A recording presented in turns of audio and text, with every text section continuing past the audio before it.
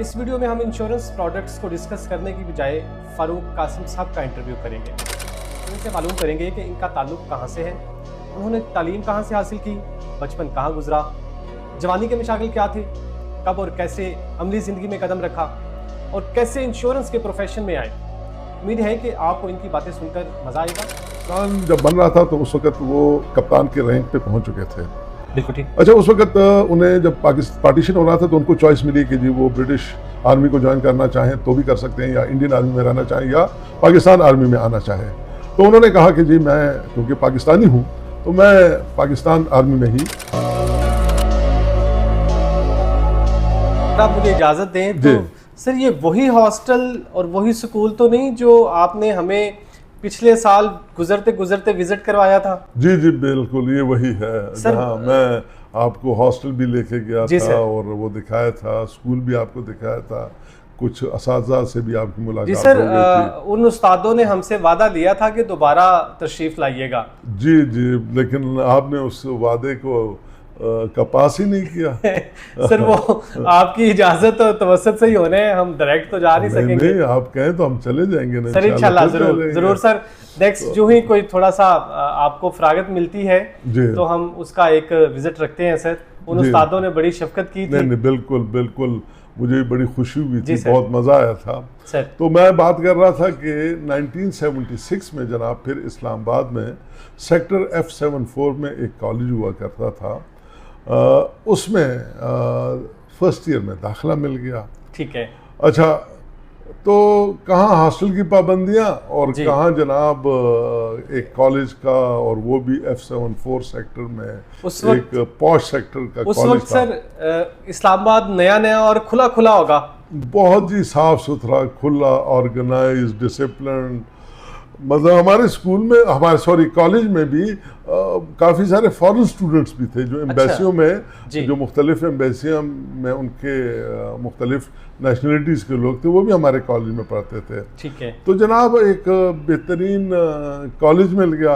अच्छा, कॉलेज में दाखिला मिलते ही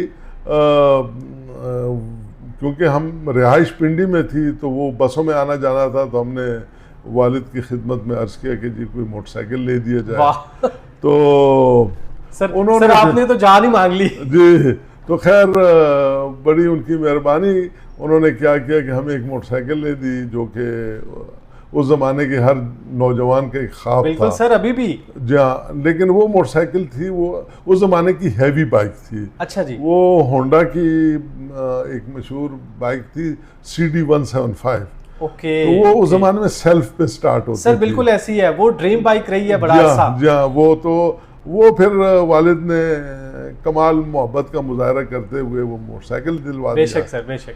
अच्छा, कॉलेज में हमने बड़े दोस्त बनाए, दोस्ती में हम बड़े तेज हैं। तो हमने दोस्त शोस्त बनाए। अच्छा, उस जमाने में बड़ा एक शौक था इंग्लिश फिल्में देखने का। ठीक है। तो उसके साथ जनाब मछली के शिकार का भी बड़ा शौक था। तो क्या हुआ कि फिर वहाँ पे हम ख्याल दोस्त मिल गए। ठीक है। तो फिर हम इसी तरह मिलजुल के, तो क्लासेस कम और ये एक्स्ट्रा करिकुलर एक्टिविटीज़ ज़्यादा करते थे। अच्छा, अभी 3-4 महीने ही गुजरे तो उस ज़माने में भुट्टो साहब जो थे वो वज़ीर आज़म पाकिस्तान थे, वो नॉर्थ कोरिया के दौरे पे गए। अच्छा, वहाँ नॉर्थ कोरिया में उनको मास जिम्नास्टिक डिस्प्ले का एक मुजाहरा दिखाया गया। वो जनाब उनको बड़ा पसंद आ गया। ठीक है। अब वो जैसे ही पहुंचे, उन्होंने नॉर्थ कोरिया वालों से कहा जी कि हमें इंस्ट्रक्टर भेजें, हमने भी मास जिम्नास्टिक डिस्प्ले करना है अपने स्कूल में। नहीं, कॉलेजेस।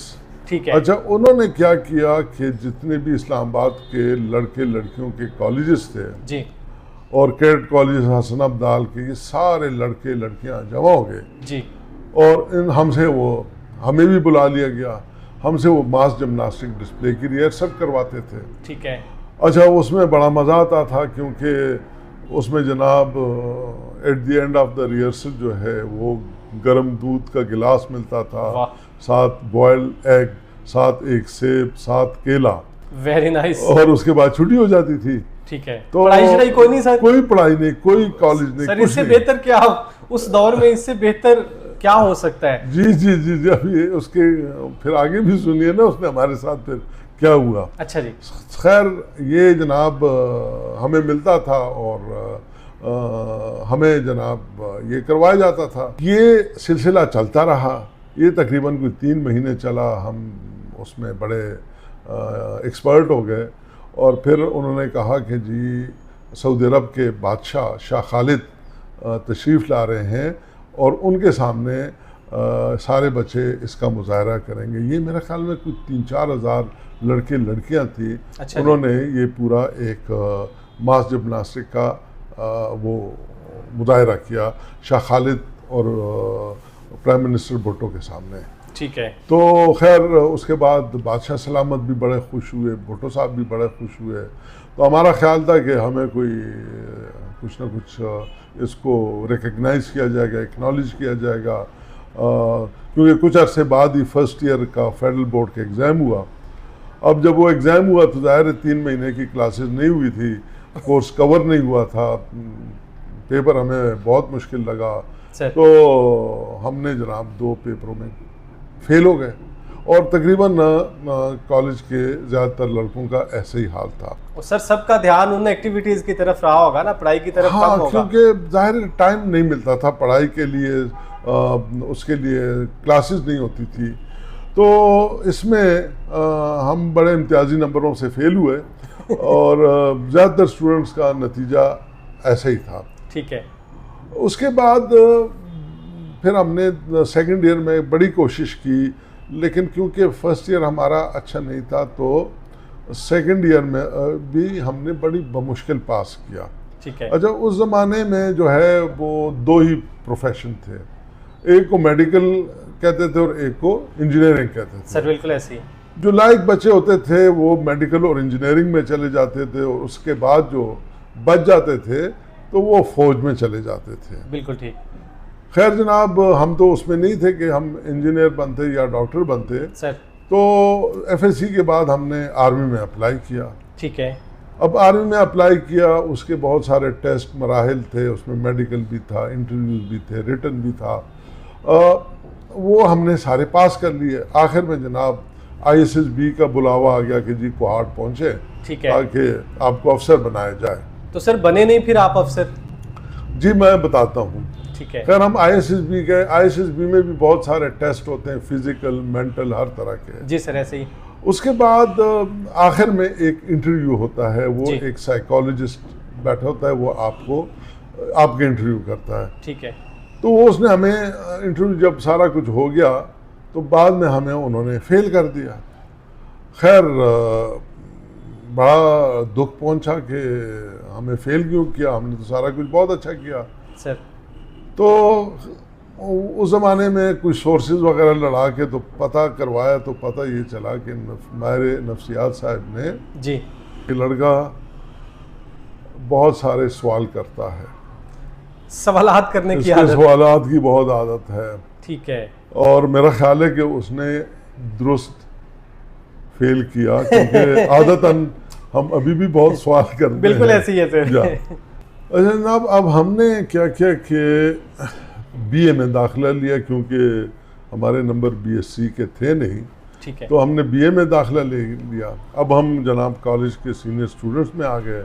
ठीक है। और ज़ाहिर सीनियर्स की ज़रा कदर शदर होती है। अच्छा, उस ज़माने में स्टूडेंट पॉलिटिक्स होती थी कॉलेजेस के अंदर जी। अब हम सीनियर थे तो हमने भी पॉलिटिक्स में हिस्सा लेना शुरू कर दिया। कैंटीन में ज़्यादा बैठना, पॉलिटिक्स में ज़्यादा अपने आप को इंगेज रखना। ठीक है। अच्छा, अब हमारे व्यूवर्स भी अंदाज़ा कर सकते हैं कि हम पढ़ाई में कितने संजीदा थे। अच्छा, 2 साल बाद इम्तिहान दिया तो क्योंकि हमने तो सियासत और कैंटीन में वक्त गुजारा था तो हम स्टैटिस्टिक के मजमून में बाइज़्ज़त तौर पे फिर फेल हो गए। सर मतलब दोबारा कंपार्ट आ गई? जी, फिर कंपार्ट आ गई। ठीक है। अच्छा, उसके बाद फिर सप्लीमेंट्री एग्ज़ाम होता था, उसमें बैठे तो अल्लाह ने इज्जत रख ली और पास हो गए। सर ये तो ठीक है जी, सप्ली में आपने पास तो कर लिया, लेकिन सर ये भी तो बताएं कि जब आप फेल हुए तो मेजर साहब का क्या रिस्पांस था?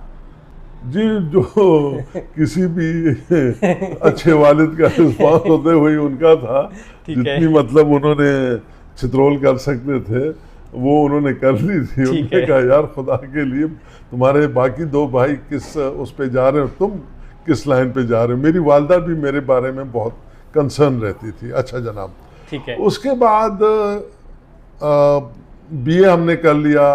1983 में हुआ ये कि हमारे जो बड़े भाई जो जिनका मैंने तस्करा किया इंजीनियर थे, तो ये जी। कुवैत में इनको जॉब मिल गई थी। ठीक है। अच्छा, कुवैत में जब उनको जॉब मिली तो उन्होंने क्या किया कि हज के लिए वालदैन के लिए उन्होंने स्पॉन्सरशिप भेजी वेरी नाइस। कि जी दोनों वालदैन जो हैं दोनों चले जाएं हज कराएं। ठीक है।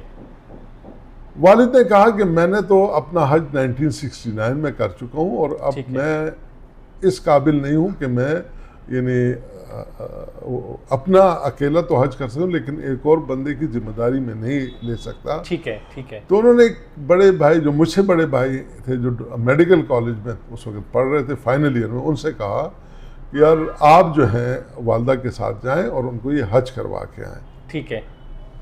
तो भाई ने फिर माजरत कर ली। उन्होंने कहा कि मेरा तो फाइनल ईयर है और मेरा तो सारा अब 3-4 महीने बाद फाइनल एग्ज़ाम होने वाले हैं और मुझे तो बहुत पढ़ना है। तो अगर मैं 50 दिनों के लिए हज पे चला गया तो मेरा तो बड़ा हर्ज हो जाएगा। सर उन दोनों में 50 दिन लगते थे हज पे? जी, तक असल में ये मैं आपको आगे बताऊंगा कि क्यों 50 दिन लगते थे सर। तो खैर उसके बाद वालिद साहब ने कुराफाल मेरे नाम पे वो कर दिया। उसने कहा हो सकता है कि हज करके इसकी ज़िंदगी में कोई ठहराव आ जाए, कुछ बेहतरी आ जाए। तो उन्होंने कहा कि भाई तुम जो है वो अपनी वालदा के साथ हज पे जाओ। सर ये तो खुशकिस्मती होगी ना एक हिसाब से। जी, मैंने तो खुशकिस्मती से ज़्यादा उस ज़माने में उसको एक उसके तौर पे लिया कि यार इंटरनेशनल ट्रैवलिंग हो जाएगी। एक मुल्क देखने का मौका मिल जाए, क्योंकि सैर और सियाहत का मुझे बचपन से बहुत ज़्यादा शौक था। सर वो शौक आप अपना भी पूरा कर रहे हैं और साथ साथ हमारा भी कर रहे हैं। जी अल्हम्दुलिल्लाह, बस ये अल्लाह का एहसान है और इसके लिए हम सब शुक्रगुजार हैं आपके। बस ये अल्लाह का एहसान है यार। अच्छा, तो उन्होंने वालिद साहब ने कहा कि भाई तुम तैयारी करो। ठीक है। क्योंकि मेरा तो बीए मैं पास कर चुका था और अभी मेरे एडमिशन आगे institute of cost and management accountants में होना था। ठीक है। तो अभी उनका सेमेस्टर नहीं था तो मेरे पास टाइम था। ठीक है। तो मैंने खैर जब वालिद ने ये सुनाया तो मेरे तो जनाब कहते हैं कि अयाशी हो गई।